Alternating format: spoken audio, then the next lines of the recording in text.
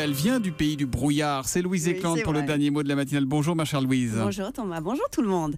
Il s'appelle Éric Falcon, c'est son dernier Cannes après 34 ans comme chef projectionniste au Palais des Festivals.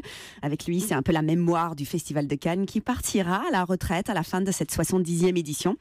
Alors on pourrait imaginer à l'approche de son départ, il régale les journalistes d'anecdotes croustillantes accoudées plutôt au bar du Martinez en reluquant les starlettes avec nostalgie.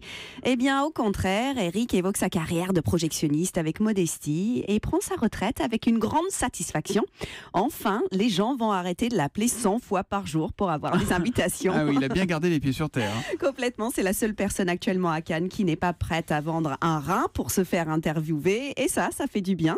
Quand le moindre jeune premier en compétition est intarissable sur la magie du cinéma alors qu'il n'a jamais vu un film en noir et blanc, Éric s'est contenté de projeter des milliers de chefs-d'œuvre en côtoyant les auteurs en toute simplicité.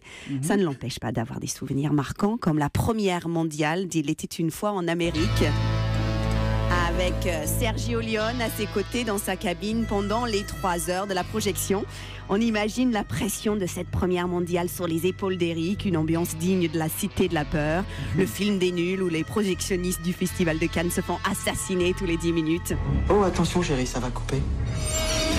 Eh bien, chef-d'œuvre au début de la Cité de la Peur. Extraordinaire. Eh bien, encore une fois, c'était tout le contraire. Sergio Leone s'était montré très cool et plein de gentillesse pour son projectionniste, comme le symbole d'une époque où le cinéma se prenait peut-être un petit peu moins au sérieux. Visiblement, c'est plus trop la même ambiance. Maintenant que les films sont numérisés sur disque dur, il est de toute façon temps pour notre projectionniste grisonnant de raccrocher ses bobines argentiques. Mais pendant cette semaine où la croisette n'est que flash, cocktail et soirée, sa rafraîchissante simplicité rappelle à tous les festivals une règle de base.